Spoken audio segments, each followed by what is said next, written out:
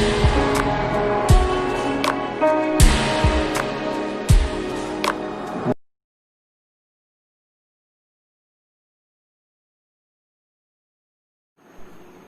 Happy good evening to all my dear students. तो आज हम लोग एफ ब्लॉक का, जिसको हम लोग इनर ट्रांजिशन एलिमेंट भी कहते हैं, उसका बिल्कुल लास्ट लेक्चर की तरफ आते हैं। और इसमें एक लेकिन बहुत इंपॉर्टेंट क्वेश्चन लास्ट है, लेकिन बहुत इंपॉर्टेंट क्वेश्चन हम लोग को आज डिस्कस करना है।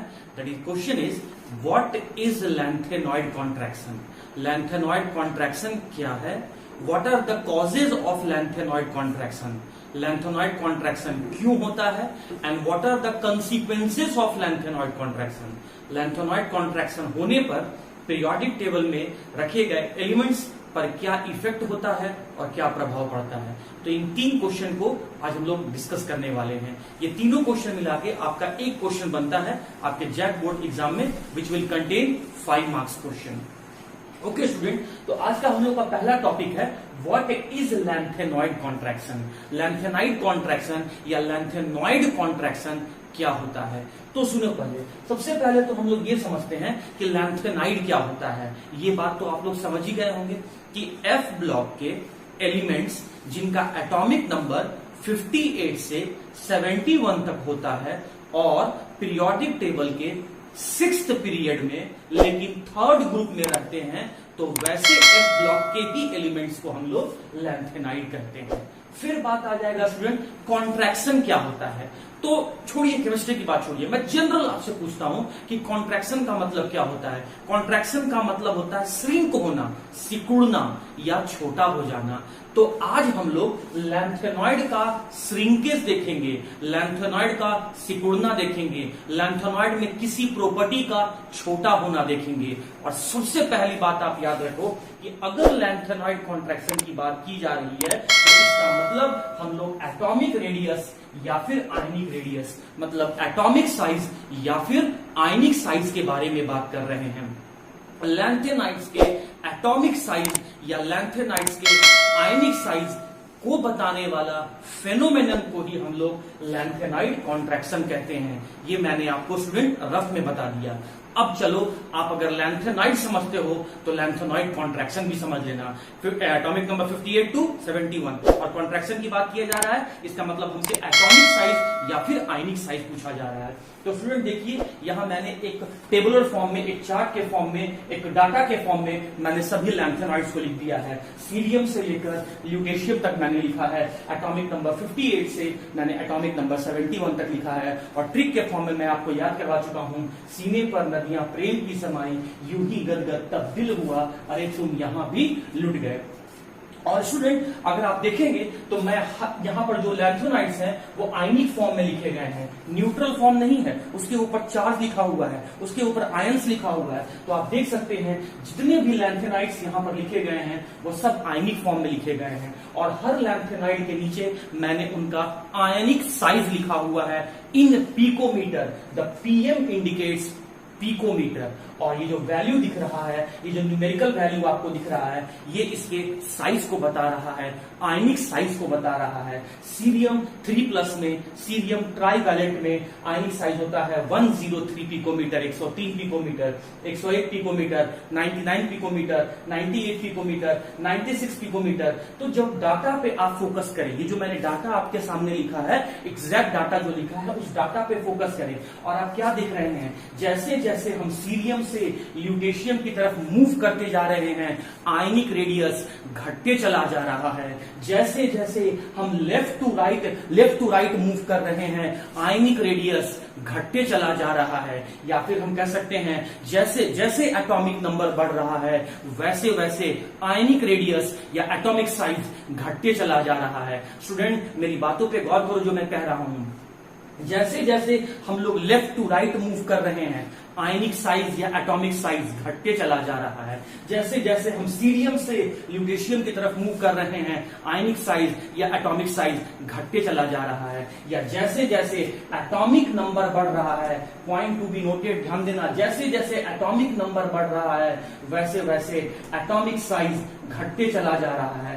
तो एटॉमिक नंबर के बढ़ने से एटॉमिक साइज का घट जाना, इसी प्रोसेस और इसी फेनोमेनन को लैंथेनाइड्स के लिए लैंथेनाइड कॉन्ट्रैक्शन कहते हैं। मैं फिर से रिपीट कर रहा हूं, अपने डेफिनेशन में 3 बातों को लिखना कि जैसे जैसे सीरियम से ल्यूटेशियम की तरफ मूव करते हैं, या फिर जैसे लैंथेनाइड सीरीज में जैसे जैसे हम लेफ्ट टू राइट मूव करते हैं, या फिर जैसे जैसे लैंथेनाइड्स में एटॉमिक नंबर बढ़ते चला जाता है, लैंथेनाइड का एटॉमिक साइज घटते चला जाता है। कंक्लूसिव पॉइंट पे अब बात करो, लैंथेनाइड के एटॉमिक नंबर के बढ़ने से, लैंथेनाइड के एटॉमिक नंबर के बढ़ने से लैंथेनाइड का एटॉमिक या आयनिक साइज का घट जाना, now this process is known as the lanthanide contraction. और डाटा अगर आपको याद हो सके तो डाटा भी आप अपने एग्जाम में बिल्कुल लिखेंगे। और कंक्लूसिव पॉइंट मैंने आपको यहीं पर यहां से बता दिया कि लैंथेनाइड के एटॉमिक नंबर इंक्रीज करने से लैंथेनाइड का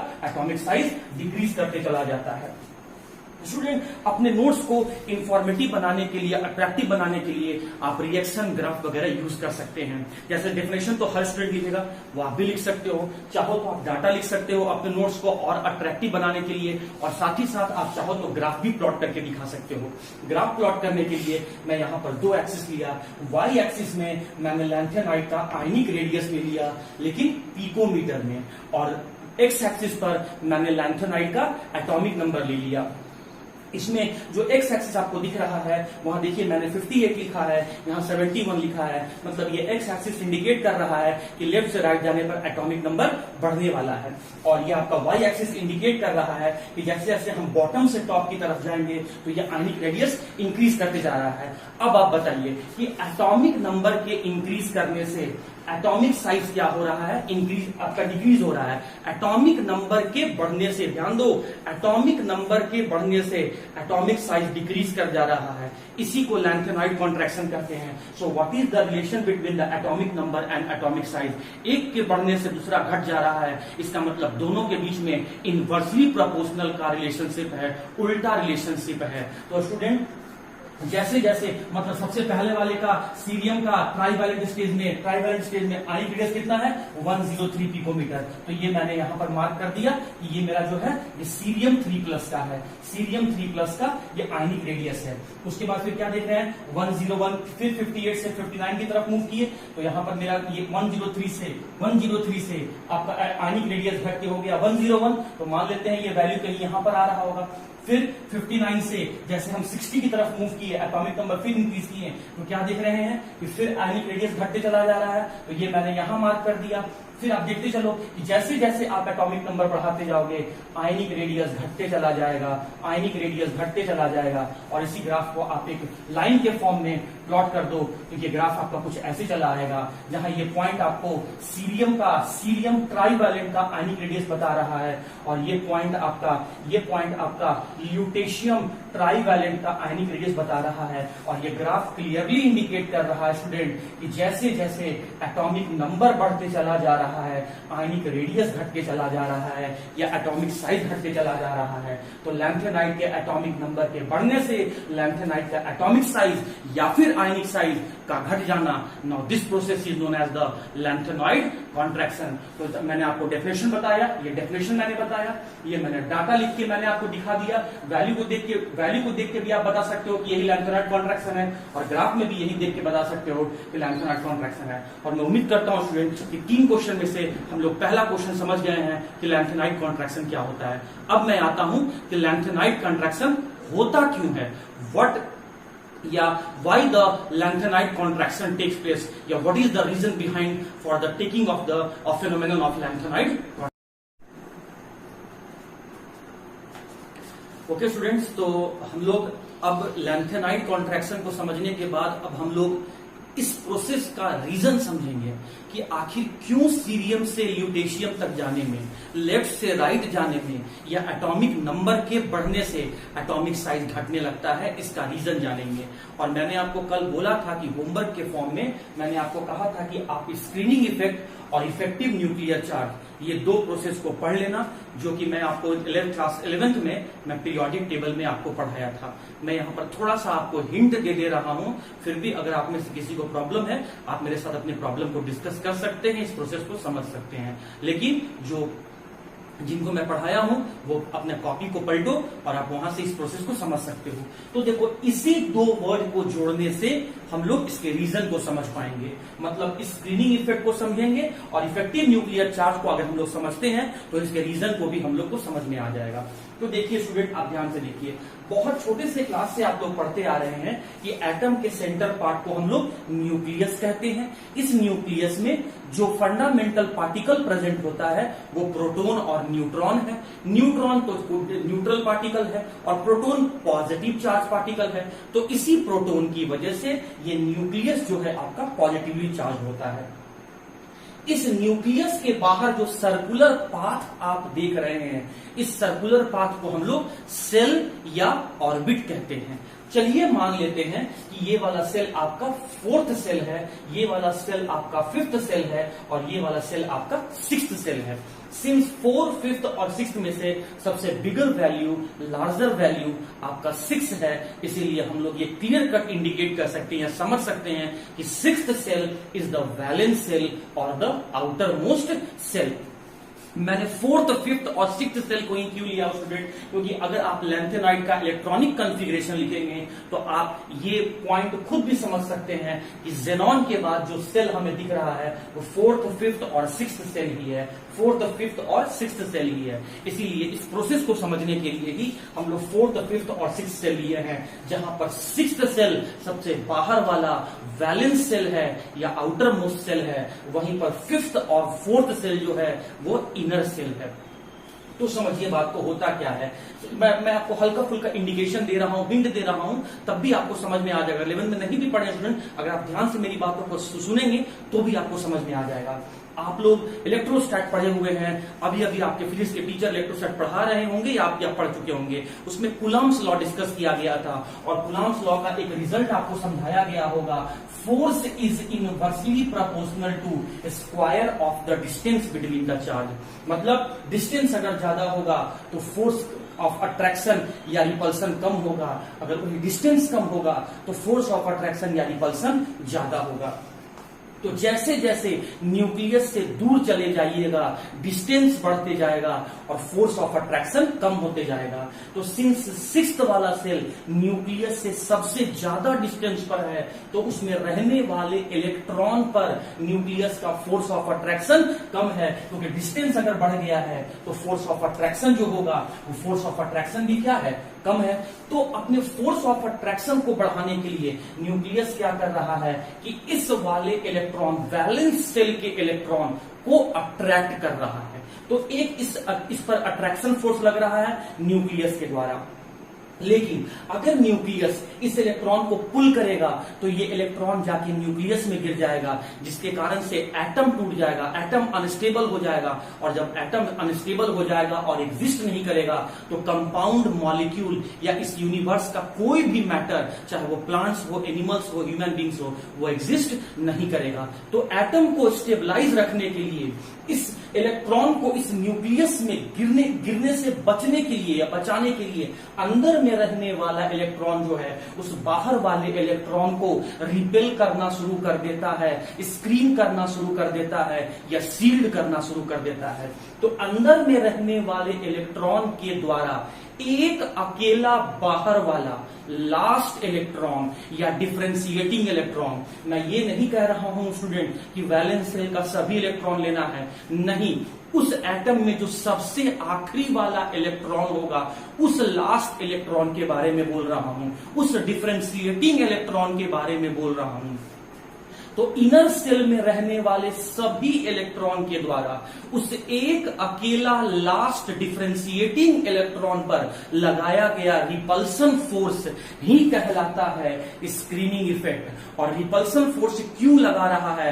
जस्ट बिकॉज न्यूक्लियस उसको अट्रैक्ट कर रहा है और उस न्यूक्लियस के अट्रैक्शन फोर्स से बचाने के लिए अंदर में रहने वाला इलेक्ट्रॉन उस लास्ट इलेक्ट्रॉन को, उस डिफरेंशिएटिंग इलेक्ट्रॉन को रिपेल कर रहा है। तो इस इनर सेल के इलेक्ट्रॉन के द्वारा उस वैलेंस सेल के लास्ट इलेक्ट्रॉन पर लगाया गया रिपल्सिव फोर्स को ही स्टूडेंट हम लोग स्क्रीनिंग इफेक्ट कहते हैं। और सेकंड पॉइंट जो इसका सबसे इंपॉर्टेंट पॉइंट है कि इलेक्ट्रॉन तो s सब सेल में भी होते हैं, इलेक्ट्रॉन तो p सब सेल में भी होते हैं, इलेक्ट्रॉन तो d सब सेल में भी होते हैं और इलेक्ट्रॉन तो f सब सेल में भी होते हैं, लेकिन सबसे ज्यादा रिपल्सन फोर्स लगाता है s सब सेल में रहने वाला इलेक्ट्रॉन, फिर उसके बाद p सब सेल में रहने वाला इलेक्ट्रॉन और d सब सेल और f सब सेल में रहने वाला जो इलेक्ट्रॉन्स हैं वो पुअर रिपल्सन लगाते हैं। जस्ट इसके पीछे रीजन है स्टूडेंट, क्योंकि इन दोनों में इलेक्ट्रॉन का डेंसिटी कम रहता है और s और p सब सेल के इलेक्ट्रॉन में, p सब सेल में जो इलेक्ट्रॉन का डेंसिटी है ज्यादा होता है।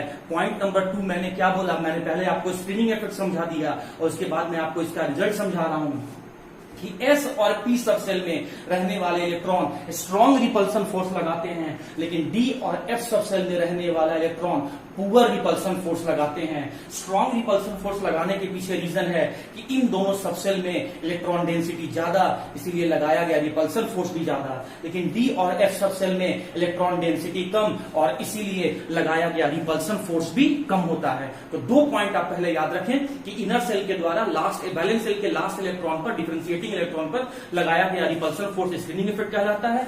S और P सब सेल स्ट्रॉन्ग रिपल्सन फोर्स लगाता है और D और F सब सेल जो है वो पुअर रिपल्सन लगाता है। तो उम्मीद करते हैं आपको स्क्रीनिंग इफेक्ट समझ में आ गया होगा। मैं अभी आंसर पर नहीं आया हूं, मैं अभी आपको एक प्रोसेस समझाया हूं।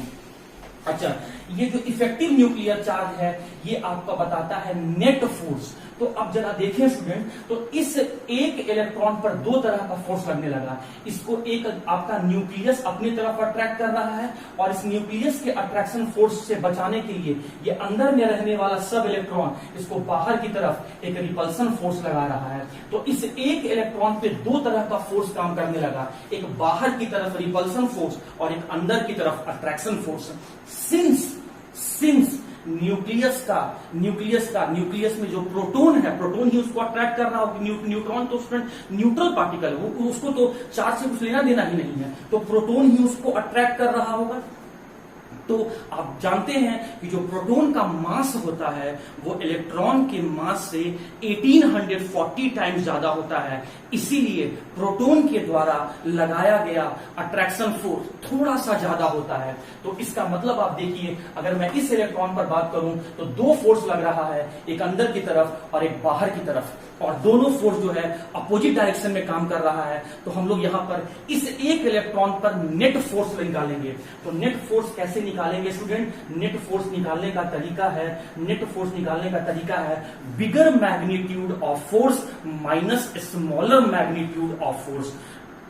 तो प्रोटॉन का मास 1840 टाइम ज्यादा है, इसीलिए उसके द्वारा लगाया गया अट्रैक्शन फोर्स थोड़ा सा ज्यादा होता है। थोड़ा सा, मैं स्लाइट बोल रहा हूं, थोड़ा सा ज्यादा होता है। इसका मतलब attraction force is the bigger magnitude of force and repulsion force is the smaller magnitude of force. और दोनों अपोजिट डायरेक्शन में काम कर रहा है, इसीलिए हम यहाँ पर इन दोनों के बीच में नेगेटिव साइन दिखाएंगे।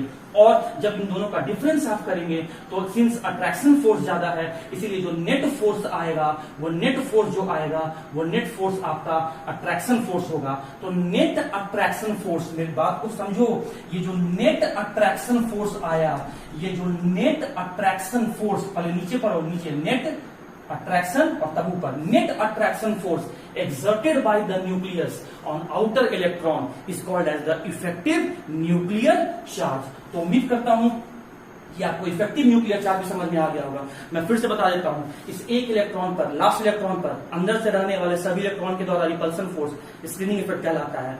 और जो नेट अट्रैक्शन फोर्स अंदर की तरफ लग रहा है, लग तो 2 तरह का फोर्स लग रहा है, लेकिन जो आपका रिजल्टेंट बच के आ रहा है वो थोड़ा सा अंदर की तरफ ज्यादा निकल के आ रहा है। तो जो नेट अट्रैक्शन फोर्स न्यूक्लियस लगा रहा है वही कहलाता है आपका इफेक्टिव न्यूक्लियर चार्ज। और इस इफेक्टिव न्यूक्लियर चार्ज का सिंबल हम लोग जेड इफेक्टिव से दिखाते हैं। तो आ जाइए स्टूडेंट, अब हम लोग समझते हैं कि लैंथेनॉइड कॉन्ट्रैक्शन का, इसके रीजन को समझ लेते हैं कि आखिर जब हम लोग स्क्रीनिंग इफेक्ट और इफेक्टिव न्यूक्लियर चार्ज को समझ लिए, मैं आपको रिवाइज करवा दिया, जो 11th में नहीं पढ़े होंगे मेरे से उनको भी मैं थोड़ा सा हिंट दे दिया है ना, लेकिन कहां तक मैं हिंट देता रहूंगा आपको, है बहुत सारा 11th का पोर्शन आपको अभी प्रॉब्लम क्रिएट करने वाला है अगर आप नहीं पढ़े हैं। तो स्टूडेंट थोड़ा सा ध्यान दो, 11th का पोर्शन को भी पढ़ते चलो, बेसिक पर ध्यान दो, वीडियो लेक्चर को मिस मत करो। और मैं सभी से बार बार रिक्वेस्ट कर रहा हूं स्टूडेंट, टेस्ट जरूर दो, टेस्ट स्किप करने का कोशिश न करें, ऐसा गलती न करें। और बहुत अच्छा लगा कल का टेस्ट को मुझे देखकर कि कुछ स्टूडेंट ऐसे हैं, एक दो स्टूडेंट ऐसे हैं जो 100 में 100% सही किए हैं, और I am proud of you. मैं आप लोग के लिए सिर्फ अभी यही कह सकता हूं, इसी तरीके से मेहनत करते रहो and God will bless you. Definitely you will get the very good result in your future. तो स्टूडेंट, मैं बात कर रहा था लैंथेनॉइड कॉन्ट्रैक्शन के रीजन पर कि क्या कारण है। तो अभी अभी मैंने आपको कहा था कि डी और एफ सबसेल के जो इलेक्ट्रॉन है, डी और एफ सबसेल में जो इलेक्ट्रॉन है वो पुअर रिपल्सन लगाते हैं, ठीक है। और रिपल्सन जितना पुअर होगा अट्रैक्शन उतना ज्यादा होगा। जैसे मान लो स्टूडेंट, इसी एक पेन के ऊपर मैं एक अट्रैक्शन फोर्स लगा रहा हूं और एक रिपल्सन फोर्स लगा रहा हूं, दोनों लगा रहा हूं, तो रिपल्सन फोर्स जितना कम होगा अट्रैक्शन फोर्स उतना ज्यादा बढ़ जाएगा। आप उधर से खींचो, आप राइट से खींचो और मैं लेफ्ट से खींच रहा हूं, आप जितना कम फोर्स लगाओगे मेरा फोर्स उतना ज्यादा बढ़ जाएगा। वही बात है, अंदर में रहने वाला इलेक्ट्रॉन सब जितना कम रिपल्सन फोर्स लगाएगा अट्रैक्शन फोर्स उतना ही ज्यादा बढ़ जाएगा, नेट अट्रैक्शन फोर्स उतना ही ज्यादा बढ़ जाएगा। तो वही बात है, देखो लैंथेनाइड में क्या होता है। अगर मैं सीरियम का आपको इलेक्ट्रॉनिक कॉन्फ़िगरेशन लिखूं तो देखो स्टूडेंट, इसके लिए ज़ेनॉन 4f 5d और 6s लिखा, तो 54 और 2 56 और 4f और 5d मैं ऐसे ही लिख के बताया था। तो जो लास्ट इलेक्ट्रॉन लैंथेनाइड में जाता है वो कहां जाता है, 4f में जाता है। फिर से देखो, अगर मैं 59 एटॉमिक नंबर का प्रेसियोडायनियम का इलेक्ट्रॉनिक कॉन्फ़िगरेशन लिखूं तो कैसे लिखूंगा स्टूडेंट, 59 मुझे लिखना है तो 54 तक तो ज़ेनॉन हो गया, 2 6s में भर दिया तो 56 हो गया, और 3 इलेक्ट्रॉन 4f में चला गया तो 59 हो गया। तो लास्ट इलेक्ट्रॉन किस में गया, 4f में गया। इनर सेल में इलेक्ट्रॉन कहां है, 5d में तो है ही नहीं, कहां पर है, 4f में है। और वैलेंस सेल का इलेक्ट्रॉन किस में है, 6s पर है। तो आउटर सेल इलेक्ट्रॉन कौन हो गया, 6s वाला हो गया, और इनर सेल का इलेक्ट्रॉन कौन सा हो गया, 4f का हो गया। और अभी अभी मैंने कहा था कि 4f के द्वारा 4f सबसेल में जो इलेक्ट्रॉन होते हैं वो आउटर सेल के ऊपर पुअर रिपल्सन लगाते हैं। तो समझिए यहां पर बात क्या हुआ, ये जो 4f में रहने वाले इलेक्ट्रॉन्स हैं, ये जो 4f में रहने वाले 1 से लेकर 14 इलेक्ट्रॉन हैं, point to be noted student, ध्यान से सुनना, ये जो 4f में रहने वाले 1 से लेकर 14 इलेक्ट्रॉन हैं, ये 6s के ऊपर पुअर रिपल्सन लगाते हैं। पुअर रिपल्सन, मैं रीजन लिखते जा रहा हूं, ध्यान से देखना, poor repulsion by 4f subcell electron on the 6s electron, on 6s electron. तो 4f सबसेल के इलेक्ट्रॉन के द्वारा 6s सबसेल के इलेक्ट्रॉन के पर पुअर रिपल्सन लगता है। इस पुअर रिपल्सन से क्या होता है, नेट अट्रैक्शन फोर्स ज्यादा हो जाता है, मतलब जेड इफेक्टिव ज्यादा हो जाता है, और जेड इफेक्टिव ज्यादा होने के कारण से फोर्स ऑफ अट्रैक्शन बढ़ जाता है, और फोर्स ऑफ अट्रैक्शन के बढ़ जाने से, फोर्स ऑफ अट्रैक्शन के बढ़ जाने से, फोर्स ऑफ अट्रैक्शन के बढ़ जाने से जो साइज है स्टूडेंट, जो साइज है वो साइज आपका ऑब्वियसली छोटा हो जाता है। तो ये रहा रीजन जो मैं आपको 4 स्टेप में लिख के बता दिया। मैं फिर से बता रहा हूं, ध्यान से सुनना। देखो, अगर मैं कह रहा हूं कि इस एक पेन के ऊपर 2 डिफरेंट डायरेक्शन में 2 डिफरेंट मैग्नीट्यूड का फोर्स लग रहा है, एक फोर्स मैं लेफ्ट में लगा रहा हूं और एक फोर्स मैं राइट में लगा रहा हूं, तो दोनों अपोजिट डायरेक्शन में फोर्स लग रहा है। अब अगर राइट डायरेक्शन में लगाया गया फोर्स अगर कम है तो ऑब्वियस सी बात है स्टूडेंट कि लेफ्ट साइड में लगाया गया अट्रैक्शन फोर्स ज्यादा हो जाएगा। ये बात तो आप समझ रहे हैं, यही बात को आप यहां पर अप्लाई करो। आप जानते हैं कि 4f सबसेल के द्वारा आउटर सेल 6s वाले के ऊपर पुअर रिपल्सन लगता है। तो देखो मैं क्या लिखा, poor repulsion by the force f subshell electron on the 6s electron. 4f subshell के इलेक्ट्रॉन के द्वारा 6s सबसेल के इलेक्ट्रॉन के ऊपर पुअर रिपल्सन लगता है। इस पुअर रिपल्सन के लगने के कारण से नेट अट्रैक्शन फोर्स न्यूक्लियस का बढ़ जाता है, मतलब जेड इफेक्टिव बढ़ जाता है। इसी को तो कहते हैं net attraction force. Net attraction force बढ़ जाता है, और अगर अट्रैक्शन फोर्स बढ़ गया, जेड इफेक्टिव बढ़ने का मतलब क्या हुआ, आपका अट्रैक्शन फोर्स बढ़ गया, और अट्रैक्शन फोर्स बढ़ जाने के कारण से जो साइज है वो साइज क्या हो गया, छोटा हो गया। तो एक वर्ड, आपको 2 वर्ड मिला के आंसर बोलना है कि जैसे जैसे एटॉमिक नंबर बढ़ते जाता है 4f के द्वारा रिपल्सन घटते जाता है, जेड इफेक्टिव बढ़ते जाता है, फोर्स ऑफ अट्रैक्शन बढ़ते जाता है, और इसीलिए साइज छोटा होते जाता है। फिर से बोल रहा हूं, इंपॉर्टेंट इसलिए बार बार बोल रहा हूं कि जैसे जैसे एटॉमिक नंबर बढ़ते चला जाता है लास्ट इलेक्ट्रॉन 4f में आता है और वो 4f जो है वो 6s आउटर सेल वाले पर पुअर रिपल्सन लगाता है। उस पुअर रिपल्सन के कारण से Z इफेक्टिव बढ़ जाता है, मतलब फोर्स ऑफ अट्रैक्शन बढ़ जाता है, और इस फोर्स ऑफ अट्रैक्शन के बढ़ने के कारण से ही साइज घट जाता है, और इस तरह से एटॉमिक नंबर के बढ़ने से एटॉमिक साइज का घट जाना, यही कहलाता है स्टूडेंट लैंथेनॉइड कॉन्ट्रैक्शन। तो उम्मीद करता हूं आपको रीजन भी समझ में आ गया होगा। स्टूडेंट अब मैं आता हूं इसका कंसीक्वेंसेस ऑफ लैंथेनॉइड कॉन्ट्रैक्शन, कि लैंथेनॉइड कॉन्ट्रैक्शन का क्या इफेक्ट होता है, क्या रीजन। तो 3 क्वेश्चंस में से मैं 2 क्वेश्चन का आंसर दे दिया। मैं सबसे पहले आपको ये बताया कि लैंथेनॉइड कॉन्ट्रैक्शन क्या होता है, और सेकंड क्वेश्चन में आपसे ये डिस्कस कर लिया कि लैंथेनॉइड कॉन्ट्रैक्शन का रीजन क्या है, और अब मैं थर्ड में आ रहा हूं कि लैंथेनॉइड कॉन्ट्रैक्शन का कंसीक्वेंस क्या होता है, रिजल्ट क्या होता है, प्रभाव क्या होता है, असर क्या होता है। तो आइए स्टूडेंट, यही लिखा हुआ है टॉपिक, कंसीक्वेंसेस या रिजल्ट ऑफ लैंथेनॉइड कॉन्ट्रैक्शन। और लैंथेनॉइड कॉन्ट्रैक्शन में पहले तो आप ये बात समझ गए हैं स्टूडेंट कि जैसे जैसे एटॉमिक नंबर बढ़ते जाता है एटॉमिक साइज या आयनिक साइज घटते चला जाता है, इसीलिए मैं साइज घटते चला जा रहा है, आयनिक साइज या एटॉमिक साइज घटते चला जा रहा है, इसीलिए मैं बबल जो यहां सर्कल बनाया हूं वो छोटा करते चला गया हूं। ठीक है, अब देखो सबसे पहला पॉइंट कि आप ये बात तो जानते हैं स्टूडेंट, लैंथेनाइड्स अगर आप शुरू से पढ़ रहे हैं तो आप ये बात जानते हैं कि मान लो कि रफ में मैं पीरियोडिक टेबल बनाया हूं और ये मैं यहां पर 6th पीरियड और 7th पीरियड दिखाया हूं, और ये यहां पर मैं 3rd ग्रुप दिखाया हूं। Left block S block, right block P block, middle block B block, और बॉटम ब्लॉक जो है वो आपका F ब्लॉक है। तो F ब्लॉक है कहां? पीरियोडिक टेबल के 6th पीरियड में और 3rd ग्रुप में है। तो सारे के सारे लैंथेनाइड 3rd ग्रुप में और 6th पीरियड में रख दिए गए हैं, एक ही जगह सबको समेट के रख दिया गया है। अब इससे क्या होता है, सारे लैंथेनाइड्स एक ही जगह पर है तो उनको सेपरेट करना हम लोग के लिए मुश्किल हो रहा था। हम लोग लैंथेनाइड को पहचान ही नहीं पा रहे थे क्योंकि सब एक ही जगह पर इकट्ठा करके रख दिया गया था। लेकिन जैसे ही लैंथेनॉइड कॉन्ट्रैक्शन का प्रोसेस हम समझे, मतलब सबके साइज में डिफरेंस हम समझ गए, तो इस साइज के डिफरेंस का होने के कारण से अब हम एक लैंथेनॉइड को दूसरे लैंथेनॉइड से इजीली डिफरेंट कर सकते हैं या अंतर कर सकते हैं। फिर से मैं कह रहा हूं, सुनना, जब 6th पीरियड में और पीरियोडिक टेबल के 3rd ग्रुप में सभी लैंथेनाइड एक ही जगह रखे हुए थे तो एक लैंथेनॉइड को दूसरे लैंथेनॉइड से सेपरेट करने में हमें डिफिकल्टी फील हो रहा था, दिक्कतें आ रही थी। लेकिन जब हम लैंथेनॉइड कॉन्ट्रैक्शन प्रोसेस को समझ गए तब हमें यह मालूम चला कि एक लैंथेनॉइड दूसरे लैंथेनॉइड से एटॉमिक साइज में या आयनिक साइज में डिफरेंस है। तो इस साइज को देखकर, इस उनके साइज में डिफरेंस को देखकर अब हम एक लैंथेनॉइड को दूसरे लैंथेनॉइड से हम लोग सेपरेट कर पाए।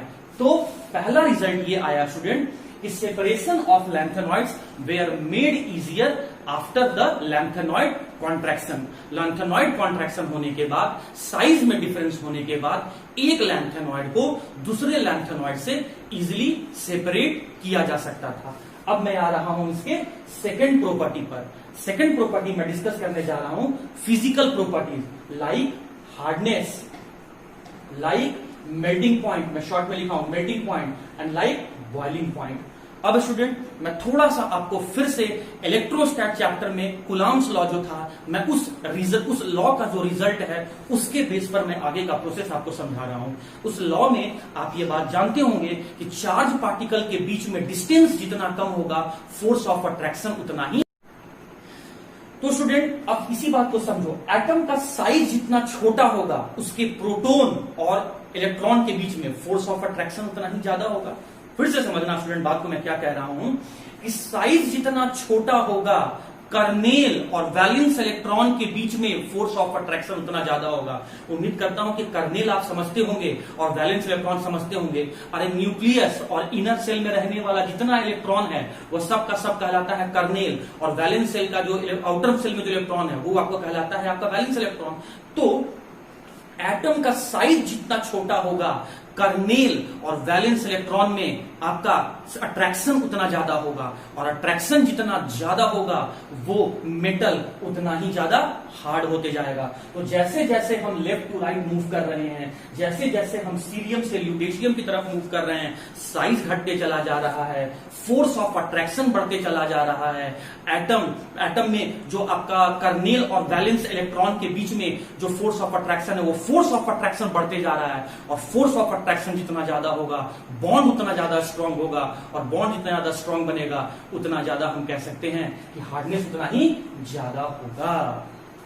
Point number 2 student, melting point में आ जाओ। फिर वही बात, सॉलिड से लिक्विड में कन्वर्ट करने के लिए हमें जितना हीट देना पड़ता है उसी टेम्परेचर को हम लोग मेल्टिंग पॉइंट कहते हैं। तो हार्डनेस अगर ज्यादा है तो ऑब्वियस सी बात है उसको मेल्ट करवाने में, उसके स्टेट को चेंज करने में हमें एनर्जी भी ज्यादा देना होगा। मतलब हार्डनेस अगर ज्यादा है तो मेल्टिंग पॉइंट ज्यादा होगा। उसी तरीके से लिक्विड से गैसियस स्टेट में कन्वर्ट करने में हमें जितना हीट देना होता है उसी टेम्परेचर को हम लोग बॉइलिंग पॉइंट कहते हैं। अगर फोर्स ऑफ अट्रैक्शन ज्यादा है, अगर हार्डनेस ज्यादा है, तो उसके स्टेट को चेंज करने में भी हमें एनर्जी उतना ज्यादा देना होगा, मतलब बॉइलिंग पॉइंट भी ज्यादा हो जाएगा।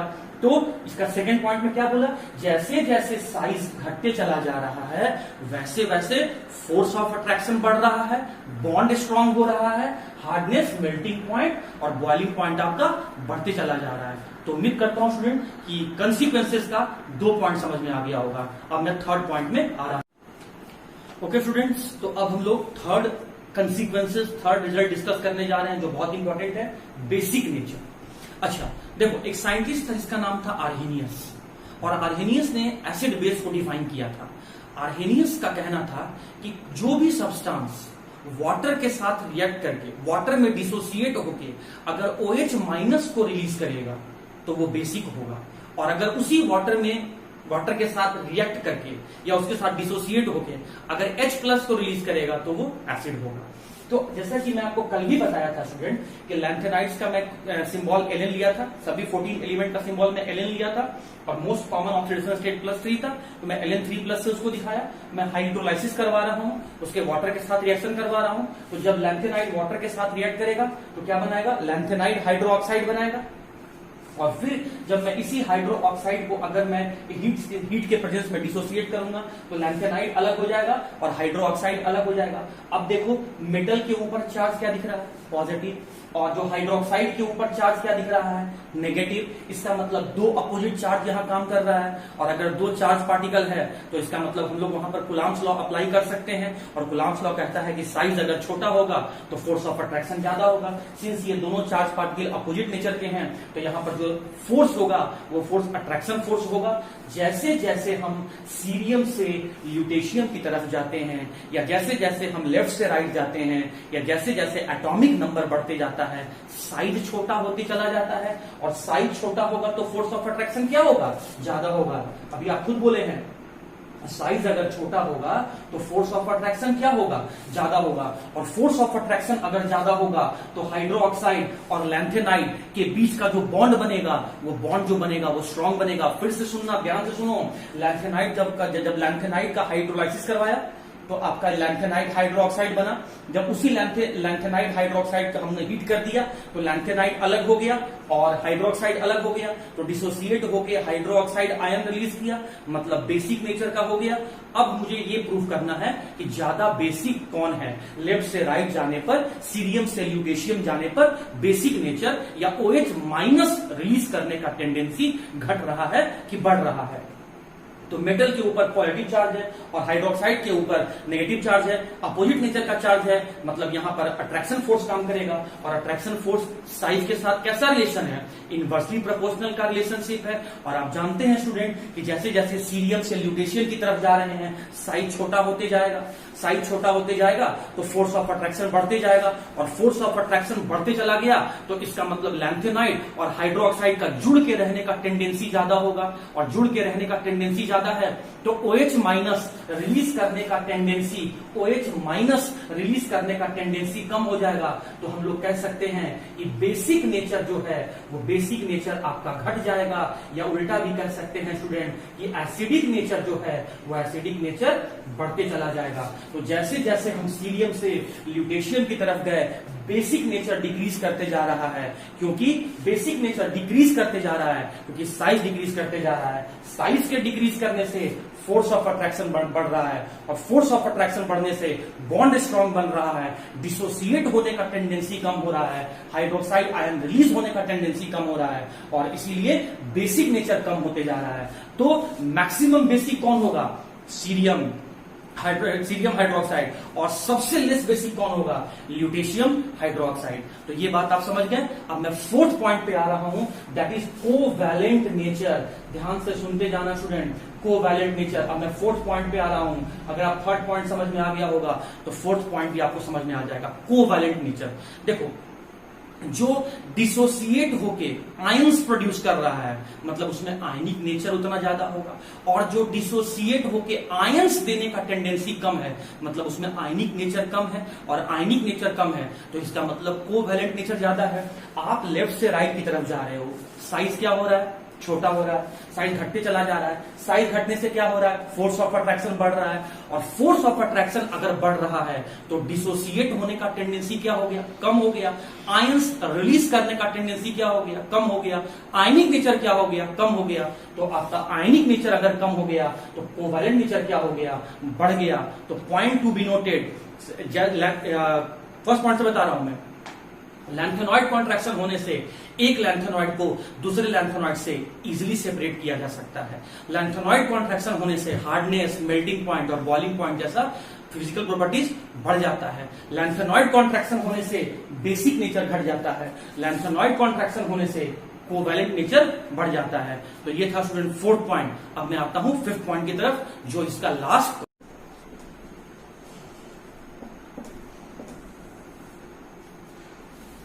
ओके स्टूडेंट, तो अब मैं कंसीक्वेंसेस का, रिजल्ट का लास्ट पॉइंट में आ गया हूं। अब बड़े ध्यान से सुनना इस बात को, वरना कंफ्यूज कर जाओगे इस लास्ट पॉइंट में। एक अकेला रह गया है, ध्यान से सुनना। देखो, मैं इसके बाद, इस एफ ब्लॉक के बाद मैं कल से डी ब्लॉक स्टार्ट करूंगा, तो वहां पर इस पॉइंट को भी मैं समझाऊंगा, बट थोड़ा सा पीछे का पोर्शन आ गया है तो मुझे इसको जोड़ना होगा। ध्यान से देखो, फोर्थ पीरियड से डी ब्लॉक एलिमेंट शुरू होता है।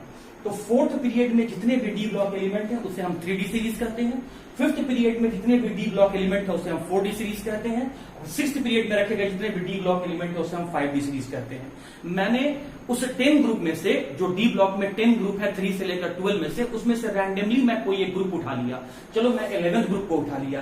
क्यों उठा लिया? क्योंकि इस 11th ग्रुप में रहने वाले सभी एलिमेंट के नाम, सिंबल, एटॉमिक नंबर को आप लोग जानते हैं, इसलिए आपको समझाने के लिए मैं 11th ग्रुप ले लिया। कॉपर, सिल्वर और गोल्ड, एटॉमिक नंबर 29, 47 एंड 79। ये इसका इलेक्ट्रॉनिक कन्फिगरेशन में लिख दिया। 18, 10, 28, 29, 36, 10, 46 और 147। यहां पर आपका 54 और 14, 68 और 10, 78 और 179। अब स्टूडेंट, ये बात तो आप लोग जानते होंगे कि ग्रुप में हम लोग जैसे जैसे नीचे आते हैं, ग्रुप में जैसे जैसे टॉप से बॉटम की तरफ मूव करते हैं, साइज बढ़ते चला जाता है। तो जब हम फोर्थ पीरियड से डी ब्लॉक में ट्रांजिशन एलिमेंट के सीरीज में, जैसे जैसे हम फोर्थ से फिफ्थ पीरियड में आए, या फिर 3D से 4D सीरीज में आए, तो जैसे मतलब 3D से 4D सीरीज में आए, तो ग्रुप में ऊपर से नीचे आए तो साइज क्या हो गया? बढ़ गया। 3D से बड़ा साइज किसका होता है? 4D का। लेकिन अब देखना, जब हम फिफ्थ पीरियड से सिक्स्थ पीरियड में मूव किए, मतलब जब हम 4D से 5D में मूव किए, मतलब जब हम सिल्वर से गोल्ड की तरफ मूव किए, तो देखो सिल्वर और गोल्ड के कॉन्फ़िगरेशन को देखने के बाद आपको एक चेंज नजर आएगा। सिल्वर में जहां पर इनर सेल में 4D है, वहीं जेनॉन में इनर सेल में आपका 4F और 5D है। इस 4F के आने के कारण से इस 6S के ऊपर, 6S में लास्ट इलेक्ट्रॉन के ऊपर पुअर रिपल्सन लगता है, और 4F के द्वारा 6s के ऊपर पुअर रिपल्सन लगने से नेट अट्रैक्शन फोर्स बढ़ जाएगा, मतलब जेड इफेक्टिव बढ़ जाएगा, और जेड इफेक्टिव के बढ़ने से फोर्स ऑफ अट्रैक्शन बढ़ जाएगा, और फोर्स ऑफ अट्रैक्शन के बढ़ने से साइज नहीं बढ़ पाता है, साइज कांस्टेंट रह जाता है। मैं फिर से बोल रहा हूं, ध्यान से सुनो। देखो स्टूडेंट, जब मैं कॉपर से सिल्वर की तरफ गया, एटॉमिक नंबर बढ़ा कि नहीं बढ़ा, और एटॉमिक नंबर के बढ़ने से देखो ना सेल बढ़ रहा है कि नहीं बढ़ रहा है, थर्ड से फोर्थ सेल में आ गया, फोर्थ से फिफ्थ सेल में आ गए, सेल बढ़ा, सब सेल बढ़ा, ऑर्बिटल बढ़ा, इलेक्ट्रॉन बढ़ा, इलेक्ट्रॉन बढ़ रहा है तो रिपल्सन बढ़ा होगा, और रिपल्सन अगर बढ़ रहा है तो ऑब्वियसली बात है साइज बढ़ रहा है। तो 3D से 4D की तरफ गए तो 4D का साइज बढ़ गया, मतलब कॉपर से ज्यादा साइज सिल्वर का हो गया। ये सभी ग्रुप में होगा, मैं एग्जांपल ग्रुप में यहां ले रहा हूं। हाँ जी, अब जब तुम सिल्वर से गोल्ड की तरफ गए, एटॉमिक नंबर बढ़ा, इलेक्ट्रॉन बढ़ा, लेकिन वो जो इलेक्ट्रॉन बढ़ा वो कहां गया, वो 4f में गया। देखो ना सिल्वर और गोल्ड का कॉन्फ़िगरेशन में क्या चीज का नजर आ रहा है, यहां भी डी है, यहां भी डी है, यहां भी एस है, यहां भी एस है, लेकिन जो अंदर है वो 4f में है। तो जब सिल्वर से गोल्ड की तरफ गए, या फिर किसी भी 5th पीरियड के एलिमेंट से आप 6th पीरियड के एलिमेंट में जा रहे हैं, मतलब 4D से 5D सीरीज में जा रहे हैं, तो जो लास्ट इलेक्ट्रॉन है 4D से 5D में जाने पर लास्ट इलेक्ट्रॉन 4f में चला जाता है, और इलेक्ट्रॉन 4f में जाने के कारण से ये 4f वाला 6s वाले वैलेंस शेल के इलेक्ट्रॉन पर पुअर रिपल्सन लगाता है, जिसके कारण से Z effective force of attraction बढ़ जाता है, और फोर्स ऑफ अट्रैक्शन के बढ़ने से साइज जहां बढ़ना, फोर्स ऑफ अट्रैक्शन के बढ़ने से आपका जो साइज है वो साइज कांस्टेंट हो जाता है। मतलब ग्रुप में जहां ऊपर से नीचे जाने पर साइज को बढ़ना चाहिए था, लेकिन लैंथेनॉइड कॉन्ट्रैक्शन होने से 4D और 5D का साइज, जो 4D सीरीज और 5D सीरीज का जो साइज होता है वो सेम होता है। तो जो मैं 5 रिजल्ट आपको बताया वो सुन लो, या ओवरऑल जो मैं आज तक आपको पढ़ाया वो सुन लो।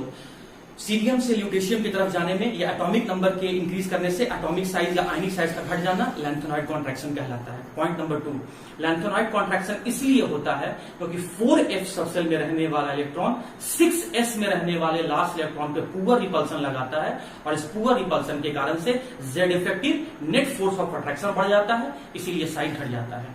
इस लैंथेनॉइड कॉन्ट्रैक्शन से लैंथेनॉइड के साइज में डिफरेंस आ जाता है, एक लैंथेनॉइड को दूसरे लैंथेनॉइड से इजीली सेपरेट कर सकते हैं। लैंथेनॉइड्स का हार्डनेस, मेल्टिंग पॉइंट और बॉइलिंग पॉइंट बढ़ने लगता है जब हम लेफ्ट से राइट जाते हैं, तो लैंथेनॉइड का बेसिक नेचर घट जाता है और कोवैलेंट नेचर बढ़ने लगता है। मतलब घटा सिर्फ लेफ्ट से राइट जाने पर सिर्फ आपका घटा क्या है, आपका बेसिक नेचर, बाकी hardness, melting point, boiling point और आपका कोवैलेंट नेचर सब बढ़ गया है। और लास्ट पॉइंट कि ग्रुप में जैसा कि हम लोग जानते हैं कि ऊपर से नीचे आने पर साइज बढ़ता है, लेकिन 4D सीरीज से 5th सीरीज पर जाने पर साइज कांस्टेंट होता है ड्यू टू लैंथेनॉइड कॉन्ट्रैक्शन। तो इतना पोर्शन आपको स्टूडेंट एग्जाम में लिख के आना है, और इस तरीके से हम लोग का एफ ब्लॉक खत्म हुआ। और एक लास्ट क्वेश्चन है, वो भी मैं जल्दी से आपसे डिस्कस कर देता हूं कि एक्टिनॉइड कॉन्ट्रैक्शन क्या होता है, और एक्टिनॉइड कॉन्ट्रैक्शन लैंथेनॉइड कॉन्ट्रैक्शन से क्यों ज्यादा। स्टूडेंट्स, तो अब हम लोग बिल्कुल लास्ट सेगमेंट पर आ गए हैं, और हम लोग का लास्ट क्वेश्चन है कि एक्टिनॉइड कॉन्ट्रैक्शन क्यों ज्यादा होता है as compare to the lanthanoid contraction. तो इस क्वेश्चन को समझने से पहले तो हमें यह समझना होगा कि एक्टिनॉइड कॉन्ट्रैक्शन क्या होता है। तो अगर आप लैंथेनॉइड कॉन्ट्रैक्शन समझे हैं तो आप एक्टिनॉइड कॉन्ट्रैक्शन भी जानते हैं। जैसे लैंथेनॉइड कॉन्ट्रैक्शन में सीरियम से ल्यूटेशियम तक जाने में 58 से 71 एटॉमिक नंबर तक जाने में साइज घट रहा था, एग्जैक्टली वही काम एक्टिनॉइड में होगा कि जैसे जैसे आप थोरियम से लॉरेंशियम की तरफ मूव करेंगे, जैसे जैसे आप एटॉमिक नंबर 90 से 103 की तरफ मूव करेंगे, साइज घटते चला जाएगा।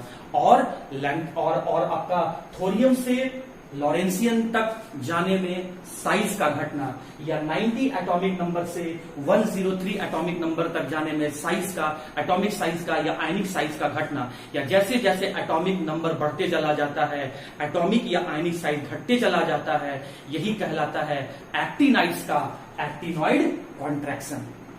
और स्टूडेंट, अब मैं क्वेश्चन पे आता हूं, या पॉइंट नंबर 2 आप पहले ये समझ लो कि लैंथेनॉइड में भी जा रहे हैं तो साइज घट रहा है, लेकिन और एक्टिनॉइड में भी जा रहे हैं साइज घट रहा है।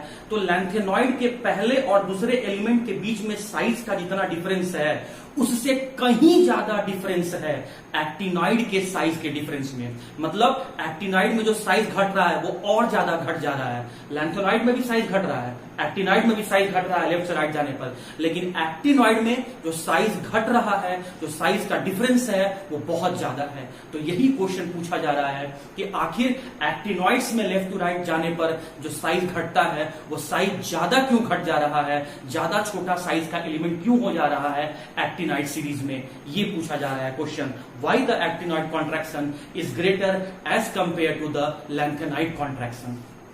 तो स्टूडेंट, मैं एक तरफ लैंथेनाइड का एक एलिमेंट ले लिया, एटॉमिक नंबर 59 और PR सिंबल है उसका, और उसका नाम है प्रेसियोडाइनियम।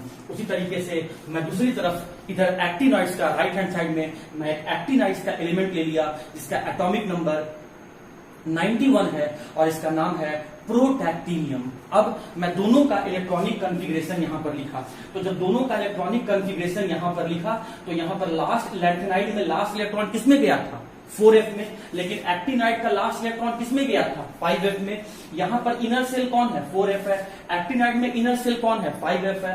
4f वाला किस पर रिपल्सन लगा रहा है, 6s पर, और 5f वाला किस पर रिपल्सन लगा रहा है, 7s पर। और आप जानते हैं स्टूडेंट कि फोर्थ सेल के कंपैरिजन में फिफ्थ सेल न्यूक्लियस से और दूर होगा, और न्यूक्लियस से और दूर होगा तो वो और पुअर रिपल्सन लगाएगा। तो पहले इस बात को देख लो, 4f वाला भी 6s वाले पर रिपल्सन लगा रहा है, लेकिन f सब सेल में रहने वाला इलेक्ट्रॉन पुअर रिपल्सन लगाता है। तो poor repulsion by the 4f electron on the 6s electron. 4f के इलेक्ट्रॉन का 6s के इलेक्ट्रॉन पर पुअर रिपल्सन लगाने से न्यूक्लियस का नेट फोर्स ऑफ अट्रैक्शन बढ़ जाता है, मतलब जेड इफेक्टिव बढ़ गया, नेट फोर्स ऑफ अट्रैक्शन बढ़ गया और साइज घट गया। लेकिन वही बात है, फोर्थ सेल से और ज्यादा दूर होता है फिफ्थ सेल, इसीलिए फिफ्थ सेल वाला जब सेवेंथ सेल वाले पर रिपल्सन लगाता है तो वो रिपल्सन और कम होता है। तो यहां पर मैं पुअर न लिख के यहां पुअरेस लिखा हूं। देखो यहां मैं पुअर लिखा हूं, यहां मैं पुअरेस लिखा हूं। यहां वीक रिपल्सन तो यहां वीकेस्ट रिपल्सन, यहां ना के बराबर रिपल्सन होता है। तो 5f के इलेक्ट्रॉन के द्वारा 7s के इलेक्ट्रॉन पर सबसे वीकेस्ट रिपल्सन लगाता है या लगता है। इस वीकेस्ट रिपल्सन के कारण से जो जेड इफेक्टिव यहां बढ़ता है वो जेड इफेक्टिव और ज्यादा बढ़ जाता है, फोर्स ऑफ अट्रैक्शन और ज्यादा बढ़ जाता है। इसीलिए फोर्स ऑफ अट्रैक्शन अगर ज्यादा बढ़ गया तो साइज जो है वो और ज्यादा छोटा हो जाता है। तो यहां पर रीजन क्या जाएगा कि क्यों एक्टिनाइड कॉन्ट्रैक्शन ज्यादा हुआ। एक्टिनॉइड में लेफ्ट से राइट मूव करने पर जो एलिमेंट का साइज छोटा होते जा रहा है वो बहुत ज्यादा छोटा क्यों होते जा रहा है, क्योंकि एक्टिनॉइड में लास्ट इलेक्ट्रॉन 5f में जाते हैं, वो 5f 7s के ऊपर बहुत कम रिपल्सन लगाता है और इस कम रिपल्सन से जेड इफेक्टिव बहुत ज्यादा बढ़ जाता है, नेट फोर्स ऑफ अट्रैक्शन बहुत ज्यादा बढ़ जाता है और इसीलिए साइज बहुत ज्यादा कम हो जाता है। तो due to poor repulsion, poor shielding या poor screening by the 5f subshell electron on the 7s electron, the actinoid contraction, yeah, due to poor repulsion by the 5f subshell electron on the 7s electron, the Z effective increases more as compared to the lanthanides, and as a result of which the force of attraction more increases in actinides and hence the size more decreases in the case of actinides. तो इस तरीके से student हम लोग का F block खत्म हुआ। कल से हम लोग D ब्लॉक स्टार्ट करेंगे और आने वाले संडे को फिर से आपका इसी F ब्लॉक का आपका टेस्ट होगा सेम टाइमिंग पर। और अगर फिर भी आपको इस चैप्टर में कोई भी डाउट्स है, you are most welcome to share your doubts with me. Till then